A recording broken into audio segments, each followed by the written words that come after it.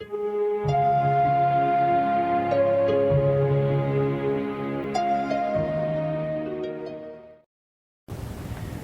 notes that you are listening to now, I am dictating in March of 1987. And as long as I told one story about Douglas, I may as well tell a few more about him. It may seem quite not the right moment, but I've already mentioned his ingenuity in creating very interesting episodes of entertainment. So here goes. One morning, I arrived at school. I always came at about 8 or 8:15 because I usually had some more preparations for the day's schedule. And there, tied to the desk, close to the enclosure around the stove, was a lamb bleating away to greet me. Needless to say, I was very surprised and curious. What is a lamb doing here? Nobody else was in the classroom, just the lamb. Within a few moments, Douglas came running in, out of breath and laughing.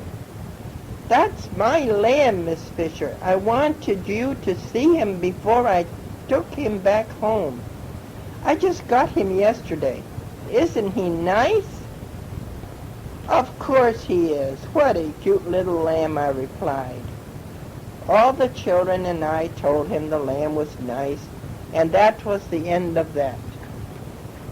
You see, the Porters gave their children responsibilities in caring for animals, and this lamb was not the only animal they had.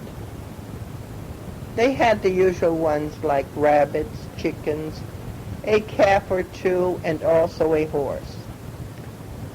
That, too, was displayed by the school, or near the school, for my approval, but not during school hours. One afternoon, after school was out, Douglas came by with his horse all hitched up to a four-wheeled rig, as he called it. His sister, Beatrice, and a little brother were sitting in it. It was an old market wagon, no seat on the side or any of the sides, just a frame and four wheels with a flooring over them. Douglas had the reins of the horse and was driving. Again, all excited, he was always excited when he wanted to show me something. He bounced into the classroom saying, "Miss Fisher, come out and see my horse and my old rig. I fixed it myself. My father said I could drive around in it as long as I was careful. Please come for a ride with us."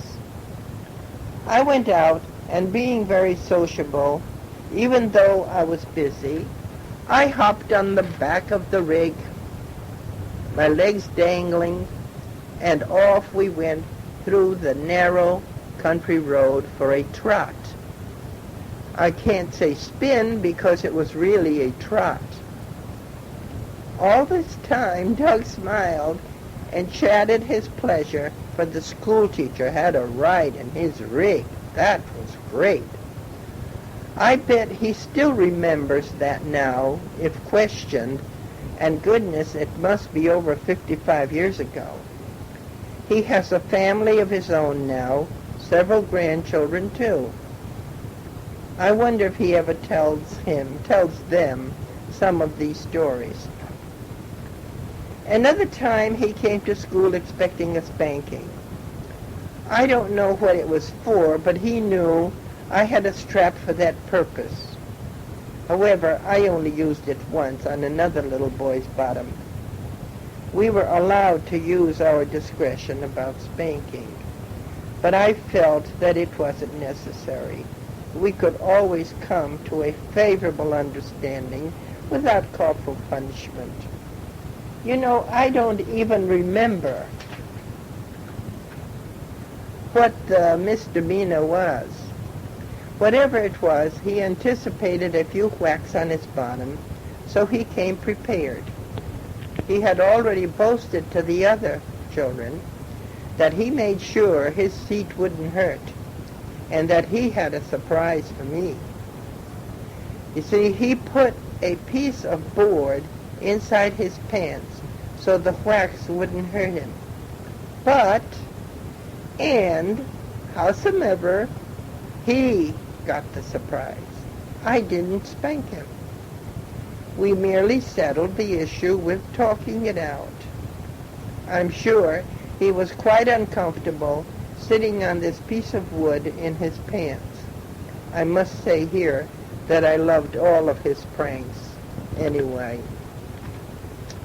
There were many other little pranks which I won't mention here anymore now.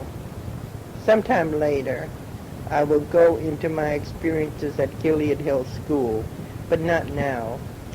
There is more to talk about my problems growing up, good, funny, hard, happy and unhappy ones, as life is that way. We need variations in our lives to appreciate our days on this earth. Right? I'm sure you agree with me.